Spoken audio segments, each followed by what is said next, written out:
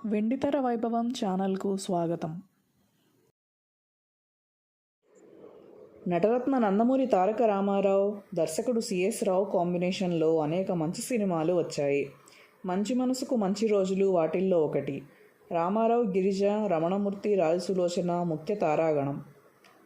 అన్నా చెల్లెళ్ల సెంటిమెంట్ ప్రధాన ఆకర్షణ. ఘంటసాల వెంకటేశ్వరరావు బాణీలు అదనపు బలం. శ్రీ ప్రొడక్షన్స్ బ్యానర్పై సుందర్లాల్ నహతా, టి అశ్వత్థ నారాయణ సంయుక్తంగా నిర్మించారు. మంచి మనసుకు మంచి రోజులు 1958 ఆగస్టు 15న విడుదలైంది. ఘన విజయం సాధించింది. సెంటిమెంట్ సన్నివేశాలు మహిళలను, కుటుంబ ప్రేక్షకులను అమితంగా ఆకట్టుకున్నాయి. ఈ చిత్రం 6 చోట్ల 100 రోజులు ఆడింది. షిఫ్టింగ్లో 25 వారాలు ప్రదర్శన పూర్తి చేసుకుంది.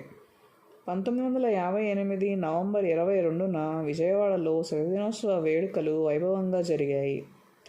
చిత్ర కథానాయకుడు ఎన్టీ రామారావుతో సహా ప్రధాన నటీనటులు, సాంకేతిక వర్గం తరలివచ్చారు. అయితే వసతి ఏర్పాట్లలో లోటుపాట్లు జరిగాయి. చిత్ర నిర్మాతలపై ఎన్టీ రామారావు ఆగ్రహం వ్యక్తం చేశారు. ఆ తర్వాతి కాలంలో సుందర్లాల్ నహతా ఎన్టీఆర్తో పలు విజయవంతమైన చిత్రాలు తీశారు. అయితే 100 రోజుల వేడుకలు నిర్వహించలేదు. అందమైన జ్ఞాపికలను నటీనటుల, సాంకేతిక నిపుణుల ఇళ్లకు పంపించేవారు.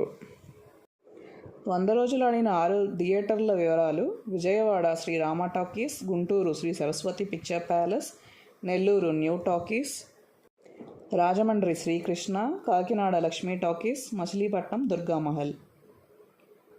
వెంకటప్పయ్య భూస్వామి. చిత్ర కథానాయకుడు రాజు రైతు నాయకుడు. భూస్వామి అక్రమాలను సాగనివ్వడు. భూస్వామి అతడిపై కక్ష పెంచుకుంటాడు.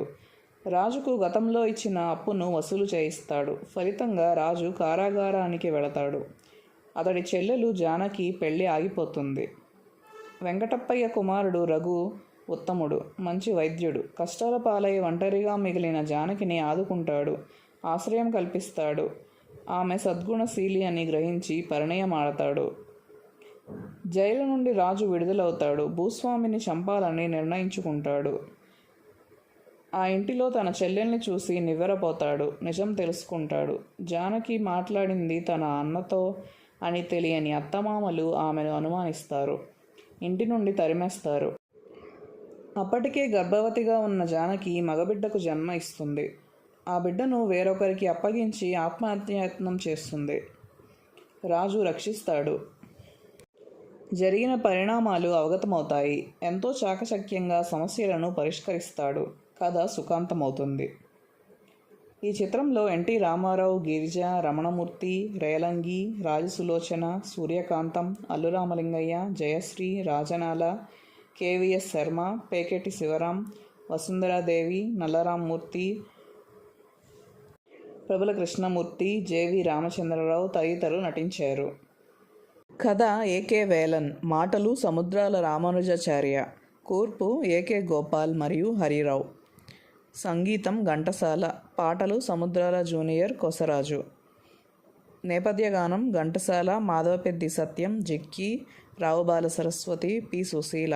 కెమెరా కమల్ ఘోష్. నిర్మాతలు సుందర్లాల్ నహతా, టి అశ్వత్థ నారాయణ. స్క్రీన్ ప్లే దర్శకత్వం సిఎస్ రావు. ఈ చిత్రం రాజశ్రీ సంస్థ ద్వారా విడుదలైంది. విజయవాడ శ్రీరామ టాకీస్ అధినేత టి అశ్వత్థ నారాయణ ఈ చిత్ర నిర్మాతల్లో ఒకరు కావడం విశేషం.